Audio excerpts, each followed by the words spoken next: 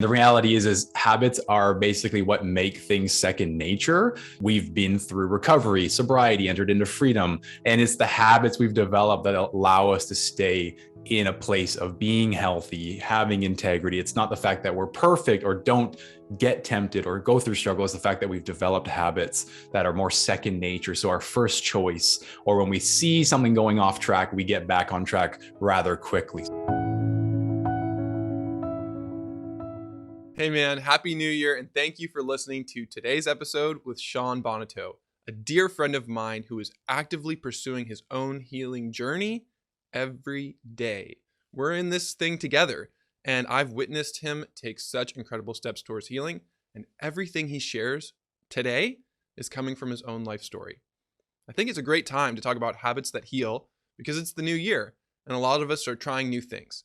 And if you want to try something new with Shawn, then you might want to consider joining his upcoming husband material group. Shawn is a certified husband material coach, and I'm really excited about what he's doing. And in this episode, you're going to get some great ideas for habits to help you heal. Enjoy it. Today, we are spending some time with my dear friend and fellow certified husband material coach, Shawn Bonneteau, who is the founder of Secret Habit, along with his wife, Helena Bonneteau, and host of the Secret Habit podcast, which is super exciting. Shawn, welcome back to the show. Thanks, Drew. Always good to be around you, be on your show, and so into the husband material men and everyone else listening. So it is a privilege for me, man. Yeah, you've done a couple of awesome episodes, including one on erectile dysfunction, which people should go back and listen to if they haven't.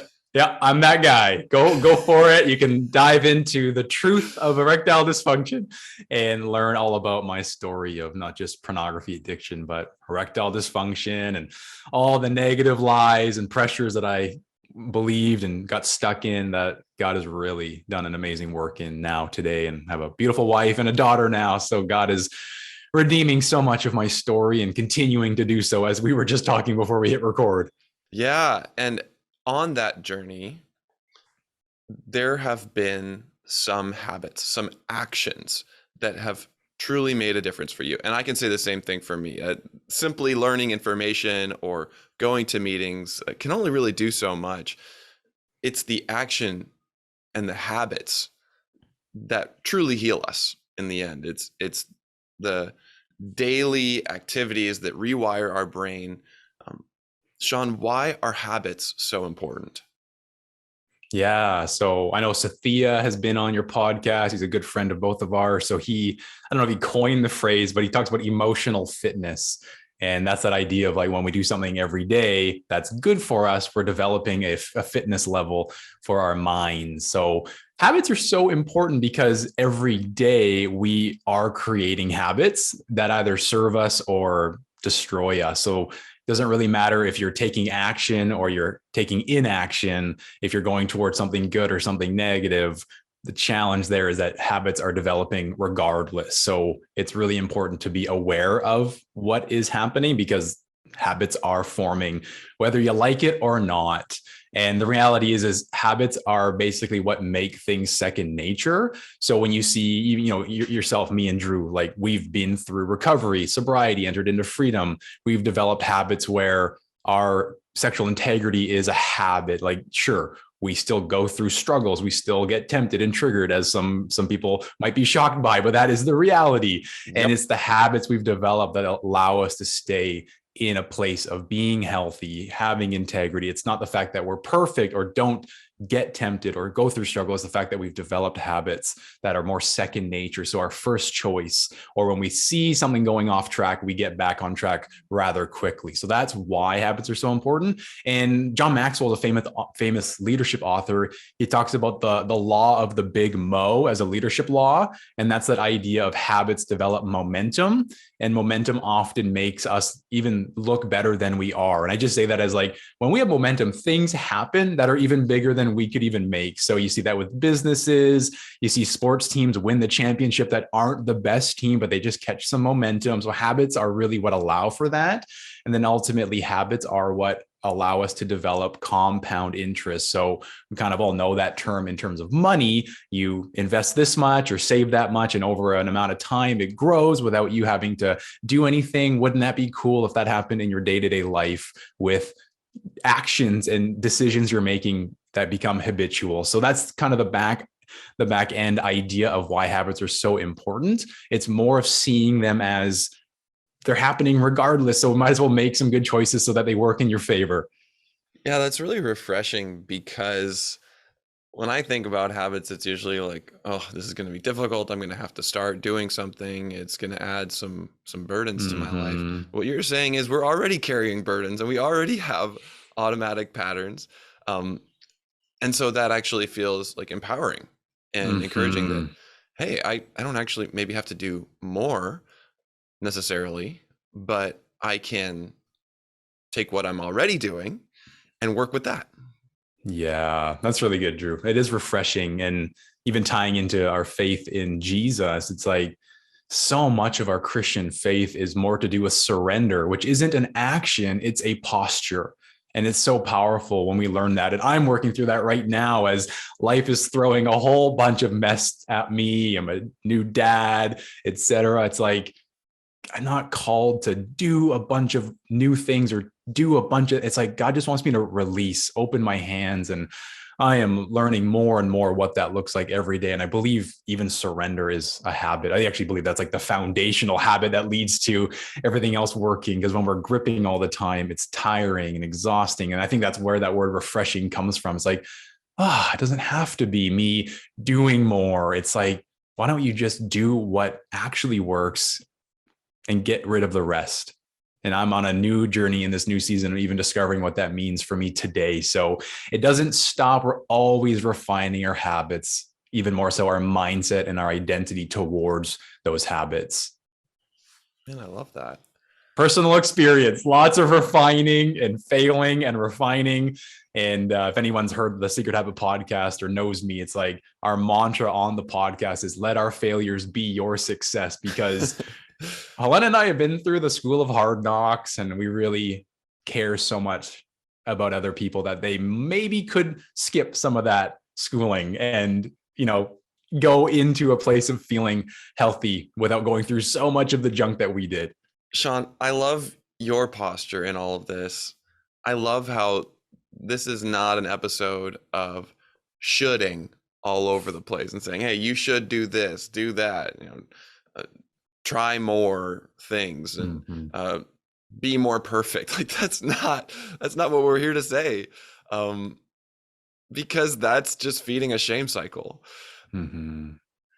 At the same time, we really do want to provide some insights that will be helpful. There's one insight that I was really excited to hear you talk about, which is the difference between attending recovery and doing recovery. Yeah, that's something that I think has always been on my heart. If I look back to some of the days where I was just starting what some would call recovery, I would call it attending a church group and not doing anything about it. But it was so interesting. And I won't name the group I went to, but there would be people going there for their addiction to pornography or alcohol, etc. But, on the between worship and small group, they would be outside smoking and have no concept of that being a problem. And they wouldn't be there to become truly healthy. They were just kind of there because it was a community. It was a place where they felt safe.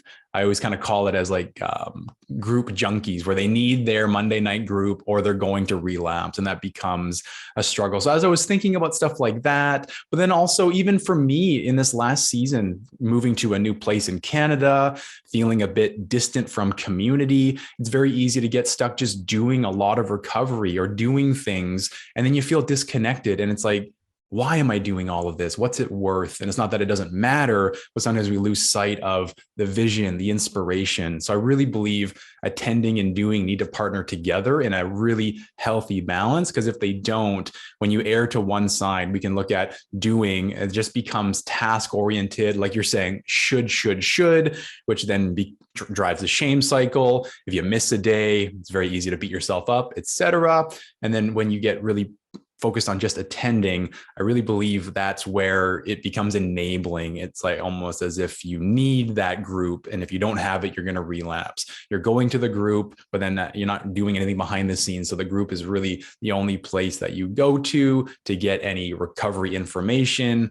You feel good about yourself, but then you go home and you don't really do anything about it. And that's why I see just attending as a problem, but also just doing as a problem. So when they partner together, we see this beautiful mutual of when you're at home, you're processing, you're working through things, you're journaling, you're doing internal inventories, you're developing yourself, working out your sanctification and realizing where is your blind spots, where is your trauma, what's still triggering you and why. And you bring that to the group, you bring that to the attending, and it's those people that sharpen you, they help you, they guide you, they pray for you. But it's not an enabling, it's a helping, it's a guiding, it's a coaching, if you want to call it that. And then when they partner together, that's where the magic happens. And that's why it's so neat to see community meet coaching. When so often I've done one-on-one over the past 3 years, I offered coaching and I encourage community. But one of the big things that I'm getting into is offering community like you have with the husband material community. So powerful. And you see what guys are going through in there. We see the community aspect. And I'm always excited when, let's say I post something in the husband material community and when people are saying, oh, that was really helpful, thanks so much, asking a follow-up question. How was it helpful? What did that do to impact you? And then, or they say, I'm working through those questions right now. Let me know what you went through to answer those, because we all love information, but are we taking action? And when we take action, are we bringing that to community? It's all of these things that really flow together. And I know for me being an extrovert, even more, I need community, but introverts, you're not off the hook. You need it too. And being immersed with people who can challenge you, but also love you, who can love you, but also challenge you. That's a big key. We don't want to have community that's just enabling. We want to have community and groups and support that truly enhances the hard heart work that we do behind the scenes. So that's really my idea of why they partner and how they can be challenging if you're just more focused on one versus the other. Yeah. We want to create a space that is so full of love and acceptance that we don't actually become passive, that it's powerful. It's not performance oriented. It's not about comparing ourselves to each other or feeling pressure. It's also not passive though. It's active. And so as we relate to one another with curiosity and compassion, we're also courageously challenging ourselves and each other to not just sit back. Yeah. Over the years in leading groups, I found that groups, especially focused on freedom from porn, tend to drift in one of two directions. Either it becomes stressful and everyone is so focused on surface level behaviors, and it's like, your habits become like a checklist of, hey, did you do this? Did you do this? Oh, well, then I guess you relapse because of all of your negligence. Mm-hmm. And it becomes stressful.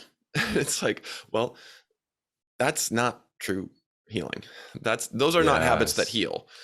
On the other hand, when you get stressed out enough and you're like, okay, this is not working, then we flip to the opposite extreme and groups become stagnant. And maybe we are able to say, hey, it's okay, or God forgives you, or we're generally not condemning each other, yet we're actually not going anywhere either. Yes. There's no direction, there's no challenge. So it becomes stressful or it becomes stagnant. I think what we are creating at Secret Habit and at Husband Material is a space that is safe and uncomfortable. Yeah, so good. That's such a good way to put it, Drew. Yeah, it's not comfortable because I'm being challenged. Like, this is actually causing me to have to grow. And that's scary and that's not easy. And and it's going to require Yes. being proactive. And also, that's what we really need. Yes. Oh, it's so good. So good. So I just want to say, because that's one of the biggest things when we have maybe a fear of, and I've had clients, hey, Shawn, I didn't finish the assignment, let's cancel the session. No, that's exactly why we need to meet. So we can talk about what's in the way. We can talk about the snag, right? And there's that safety. And I'm going to challenge your comfort because you've been living so long in a place of, I go places based on how I do. This is not about how you do. This is about who you are. And I think when we really meet partner doing and attending together, this becomes about who you are, not about what you do. And who you are leads to what you do. And that's that idea of our belovedness changes our wanderings, as Jay Stringer says so well in Unwanted. But like that is the power of Christ in us, is who we are leads to what we do. And I think that's why we even need to be lovingly challenged in what do we believe about God? And so many church groups, such a good intent. They want to help, but they're not getting to the core of creating that safety, but also discomfort. A lot of times, sometimes they're not even safe. And that's the scary reality. So that's why I've been so grateful to see what you've done with your community, man. It's been a great model of what safety looks like, but also always asking uncomfortable questions, always covering uncomfortable topics on the podcast. And it's just been so neat to see men are craving opportunities to talk about things that are uncomfortable, because when it's done in safety, they realize they are not alone. Yes. Shawn, I'm even thinking of the group that you and I went through with our spouses doing story work as couples. Man, that was uncomfortable. Yeah, man. That was a first for both of us. Yeah. I had never done this kind of work with a woman before, much less my wife. Mm-hmm. I had no idea how difficult it would be. And yet it actually led to so much healing. I mean, I'm thinking of those Zoom calls where one or two times I was weeping, just receiving love from women in a safe way. And I'm also thinking of that Zoom call where my wife and I had so much conflict afterwards because we didn't attune to each other in the ways that we needed. So it was safe and uncomfortable, and that really led to growth. Oh man, did it ever? Yeah, I'll never forget some of the 2-hour post-session conversations Helen and I had, and they were super uncomfortable at times, but there was always a safety that was so healing. Because I think as men, I don't know if it's, from what I gather, most men struggle with this. I know I do. It's like there's always this little whisper from the enemy that Helena's not safe. Remember that one time? It's like that one time was so long ago when I was addicted to porn. Like it's been so long. She's a different person. I'm a different person. I feel like there's always that little whisper that I really need to make sure I'm aware of the narratives I'm listening to and believing. Because if I'm not aware, it's so easy to fall into that trap that Helena's not safe. So yeah, to do that with our wives, realizing just how safe they are, so redeeming. Yeah. Shawn, as you have been doing this work, continuing to heal, what are some of the habits that have supported you? Mm-hmm. Yeah, good question, man. It's probably so many, but this isn't about doing. So I really have been impacted by, again, like what Sathya was talking about even in his book, but like principle mindset. As I've been rounding out, how do I live my life today? Something that's really impacted me is we can get very task oriented, doing. So to the point where maybe you get up in the morning and you miss your alarm and you only have 5 minutes of free time to journal or pray or read your Bible. If you're on a task focus and your task is 30 minutes or nothing, that's going to be a crappy morning. With principle, it's the principle of self-awareness. Self-awareness is a principle. Journaling, prayer, reading scripture would be a methodology of how to live out that principle. And if you're principle focused, then 5 minutes is definitely sufficient and you can win your day a lot more often. So I've really been moving more into a principle-based living, which has only been over the last 6 months or so. And it's been really freeing. But habitually, things that I have done are not going to be anything shocking to anybody. but I just want to make sure that people realize there are lots of options, and some of these might jive with you, some of them might not. God has given you passions, He's given you unique desires, He's given you unique abilities, and what is refreshing to me might not be refreshing to you. What is quote unquote easy for me might not be easy for you, and that's fine. But I hope some of these things can just make you realize, wow, there are a lot of options for good habits. So as I was thinking about this time, I was just thinking, what would be helpful to share? And I was just thinking about things that I've done over the years, that I've done over this last season, that I've seen clients do and have success in. And I kind of broke it down based on categories. So in terms of self-awareness, as I was just talking about that, some of my favorite things self-awareness wise is journaling, which sometimes people don't like the word journaling. So like internal inventory, I find has been a good word to use, just taking inventory of what's going on inside of you. What are you thinking about? What are the lies you're believing? Where is your mind going in terms of worst case scenarios? I love the idea of self-talk and self-coaching, almost this idea like what you get so well and deep into Big Brother coaching. It's like looking into an area of our story or a trigger and talking to ourselves. I love creating anticipation. So looking at the day ahead or the week ahead and looking at the things that make me excited. So I want to get up in the morning. That's a habit that I've developed. And getting up at 5 a.m., you need to get excited to get up that early, right? So it's important, and something that I've done a little bit, but I've been really impacted by it. And I've seen Helena do it, who learned it from a podcast you did, Drew, was poetry. Actually was incredibly impactful for Helena. And then I saw her doing it, loving it so much that I was like, I'm going to give that a go. I just had some really neat healing through poetry. So that was really cool. Tying into what I was saying about getting up at 5 a.m., I think it's so important for us as a habit to always look at why we're doing what we do.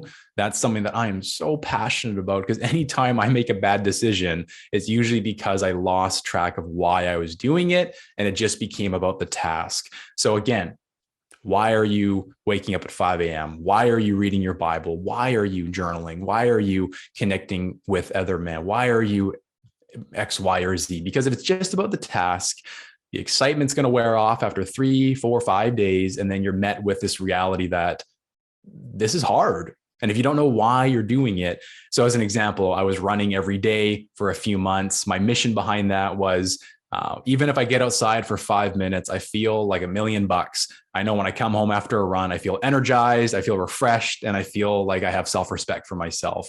And it's just that reminder that even on a rainy day when I don't really want to go running, it's going to make me feel really good, energized, satisfied, self-respect. And that's what I want.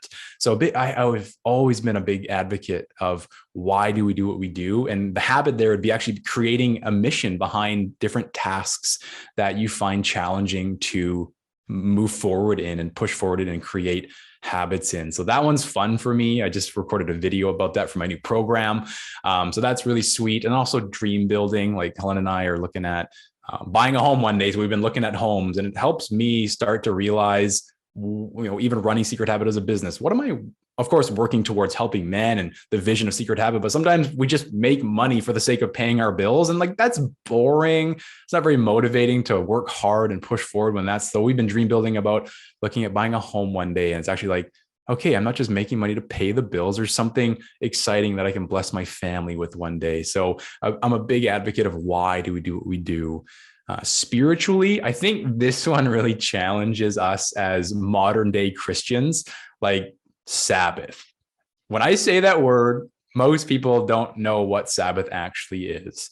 There's a wonderful resource in an author named John Mark Comer, wrote the book, The Ruthless Elimination of Hurry. If you want to learn about a life of Sabbath and slowing down and actually opening yourself up to the Spirit, so good. But Sabbathing is really about taking a day to delight in what feeds your soul. And as we all have busy lives and probably have kids and jobs, etc., just pause for a second as you're listening to this and imagine a whole 24 hours where you're not thinking about anything other than what makes your soul come alive. Yeah, and for some of the students out there, a day with no homework. Yeah, that's right. So funny. Oh, that's right, man. So Sabbathing is something that before we had Violet, Helena and I were really, really intentional with our Sabbaths, and we would end Sabbath sometimes, and it felt like we had a week vacation. That is how refreshing a real Sabbath can be. And we look at the commandments, like God literally said, if you don't rest, man, like you're gonna die. And that's pretty crazy. And obviously, the different opinions on what that means today. But all I'm getting at is, man, like slowing down and resting is super powerful. Another habit that Helen and I developed through a leader that really impacted us is in fasting, actually learning how to go without something that we think we need. I think that's such a wonderful discipline for us as Christians, even more for us who are struggling with addictions, because it helps us not only discipline the flesh, which, at face value, that's kind of what fasting is about, but ultimately it's about allowing Jesus into the spaces where you normally think about food, make food, and eat food. And if you can think about all the hours in a day that you take to think about food, make food, and eat food, man, imagine having another 3 hours, 4 hours a day where you're just thinking about Jesus. Your stomach is rumbling and you're offering that to the Lord, very much like if you're tempted to watch pornography. If you're triggered by something, you begin to actually train your flesh, which is actually probably a better word, to be obedient to the Spirit. I just love that. Helena and I have practiced fasting in extended periods of time. Like sometimes the goal would be like 2 weeks, 1 week, 3 days. And it just challenges you to realize that our bodies can go 55 days, I think it is, without food. So it's amazing when we start looking at, like, the Bible talks a lot about fasting. So what if we started looking at some of these disciplines that are much more than just attending church or checking the box or reading our Bible, but actually meeting Christ in our pain? So those are two really influential ones for me. A big one for me is prayer walks. I just love walking and praying. That's been substantial for me. There's something about a 5 a.m. prayer walk for me that is really motivating. And I know that even if I'm really tired, getting up at 5 a.m. to go for a prayer walk is something that I can go and do. Because once I get outside, it's so refreshing. I meet the Creator and He's there with me. And it's just so beautiful. So spiritually, those are 3 foundational things that I absolutely love. We can look at relational. We can look at relational for singles, for married. Really, it's just like, I love having daily check-ins with Helena. That's something that's been really monumental for us. We sometimes just lay in bed and say, what were your 3 wins for the day? And what's your identity statement from the day? And it's just really helpful for us to check in with each other and say, we did our best today. Let's just end on a good note. I think having weekly fun with your wife, but even more with men as well. If you're single, having weekly fun is so important. If you have a week go by and you didn't have any fun, oh man, it can be really, really exhausting. So that could be date night, that could be rock climbing night, that could be board game night. But how cool is it to actually have some fun? Yeah. Man cards night. Man cards night. Yes. We did man cards on our fellowship time with a couple of clients on Saturdays. So that was really sweet. Opened up some great conversation. Something that I often talk to my clients who are struggling with erectile dysfunction is opening up space. For me, I had a goal for quite some time of offering space to Helena and I to be intimate. And I believe the word intimate is just a beautiful word with no expectations, to just be together, to touch, to cuddle, to talk, to laugh, to just connect. And with it's no amazing. Expectation of orgasm.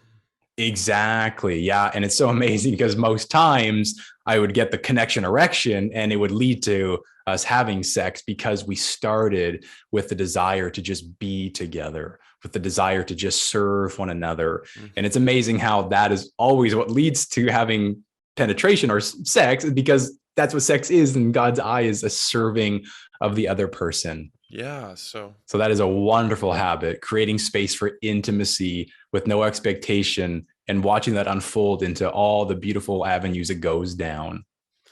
I like that. I like that as an overarching way of looking at this. There's no pressure here. We're not placing burdens on our own backs or anyone else's back. You're offering up a menu where we have all these delightful, beautiful options to choose from. And that's a gift. Yeah, I love that, man. We've been playing the song Friend Like Me from Aladdin a lot for our daughter Violet. Okay. And there's a line that says, life is your restaurant and I'm your maitre d'. And it's like that menu idea, like life is a restaurant. You get to choose what you order. Yeah, porn is not the only option. That's right, man. Unwanted sexual behavior and the different sub habits that lead up to it, um, especially when we drift, are not the only option. And in fact, they pale in comparison Mm, to the richness and the fullness of real intimacy and self-awareness and self-compassion that you've yeah. described today. 100%, man. And really just to maybe tie this all together, there's more I could cover, but it's not important because this is about you listening to this, finding what is delightful to you, what is Mhm. motivating to you, what is exciting to you, what can you anticipate, what is truly pleasuring to you. These are the questions we want to start asking because those are the things you want to develop habits around. If it's pleasurable, if it's exciting, if it's motivating, if it's obedient to Christ, do those things and only do those things because they are going to work. Yeah, those are the habits that heal. That's exactly it, man. Mm-hmm. Yes. The habits that heal, the secret habit. Yeah. Okay, so I've been waiting for this. Where does that name secret habit come from? Yeah, secret habit. So it came before we heard this quote, but ever since we heard this quote, it really tied into what we're all about, a secret habit. It says, where secrets are present, intimacy is absent. And when we started Secret Habit, the whole purpose of it was to help actually young married couples heal from pornography addiction because so many young married couples got engaged with a secret habit of pornography in the mix that's not disclosed. It gets brought into the marriage and it causes a huge rupture. My story, of course, right? So that's where that really came from, is the secret habits that are putting young married couples behind the eight ball. How do we deal with those? And our story was pornography, masturbation, sex, betrayal trauma, and erectile dysfunction. And we really thought those are areas that not enough people are talking about. And that secret habit is annihilating what God made to be so beautiful. So we want to focus our time, effort, and energy into that. And then when we heard that quote, where secrets are present, intimacy is absent, it just was like, that's the secret habit. Like that secret habit is robbing people of intimacy. And intimacy, as we just said, is so much more than just sex. It's a beautiful experience with a loved one with no expectations that leads to, I believe, abundance. Mm-hmm.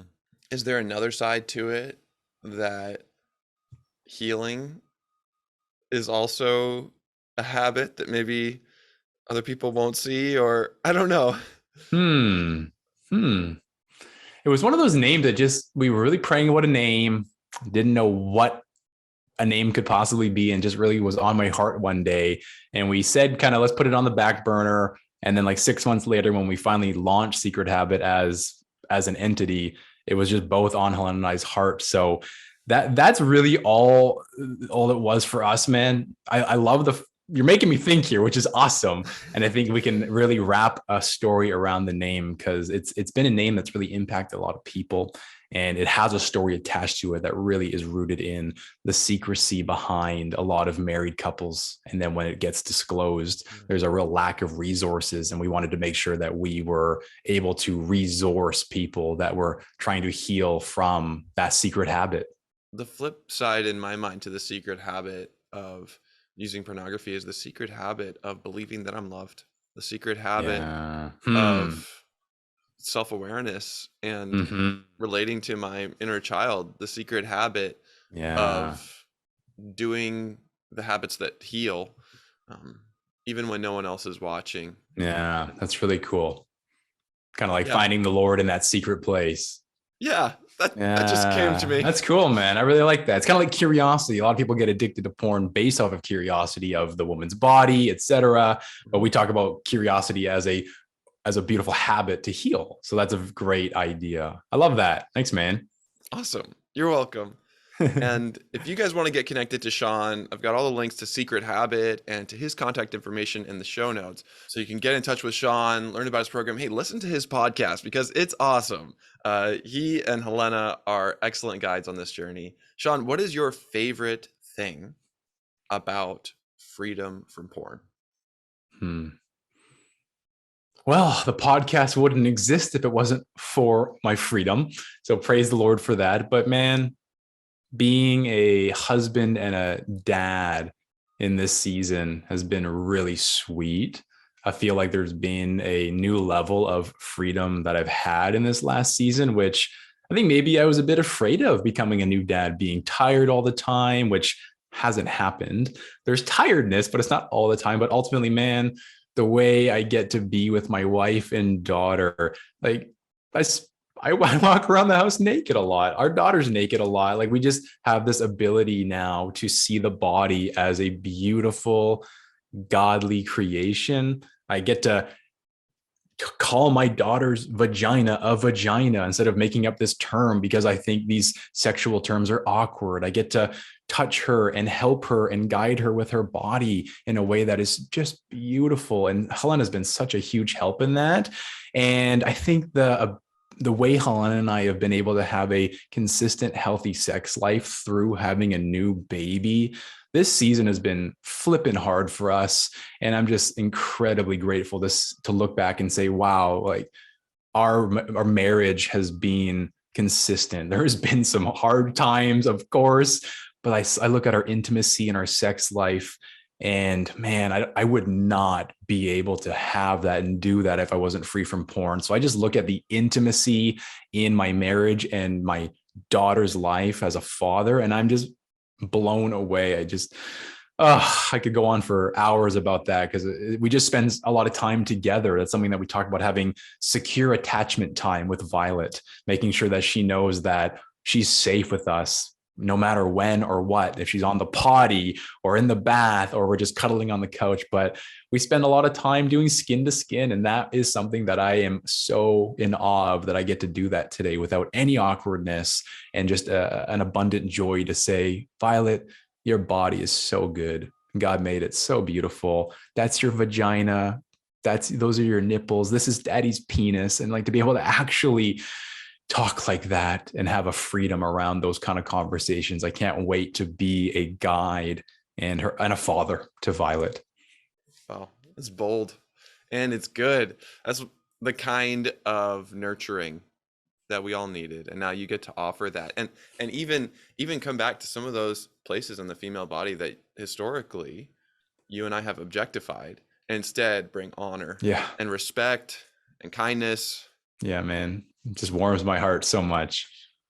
Well, thanks, Shawn. And I really appreciate another one of those healing habits of us having a team of coaches where we can check in with each other and be real when we're not doing well. So thank you so much for being there for me too.